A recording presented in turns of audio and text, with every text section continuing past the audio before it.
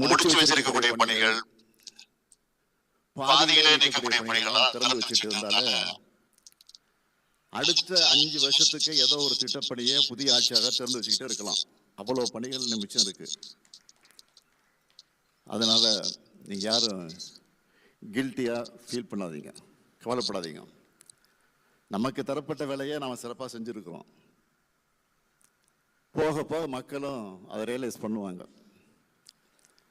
நிழலின் அருமை வெயில தெரியாமல் போகலாம். இப்போ நடந்திருக்கக்கூடிய தேர்தல் அரசியல் சுனாமி அல்ல, அது சினிமா சுனாமி தான். சினிமா கவர்ச்சியை முதலீடாக்கி மக்களை மயக்கி வாக்குகளை வாங்கியிருக்கிறாங்க. அதுக்குன்னு எல்லா மக்களையுமே மயக்கிட்டாங்க இல்லை. பெரும்பான்மைக்கு தேவையான 110 இடங்களில் கூட அவங்க வெற்றி பெற முடியல. ஆக பெரும்பாலான மக்கள் தெளிவாக இருக்காங்க. கணக்கு போட்டு பாருங்க, அந்த கட்சி இன்னும் நடிகர் கட்சி எவ்வளோ வந்திருக்கு? 107. இப்போ நம்ம தயவில் அவங்க ஆட்சி நடக்குது. தொடக்கத்தில் சொன்னேன்,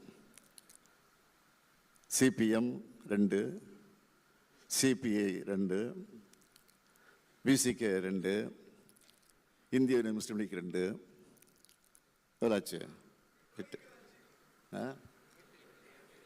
8. அப்புறம் 5.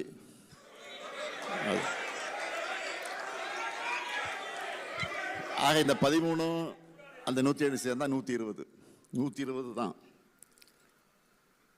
அதிமுக 2ஆக உடைச்சு அதில் கொஞ்சம் அதிகமான இடங்களை எடுக்க முயற்சி பண்ணாங்க. அது தோல்வி அடைஞ்சிருச்சு அவங்களுக்கு. அதனால் என்றைக்கும் முதன்மையில புனிதான் தான் நிற்கிறாங்க. என்னைக்காவது எந்த நாளாவது விரைவில் அதை கவிழத்தான் போகுது.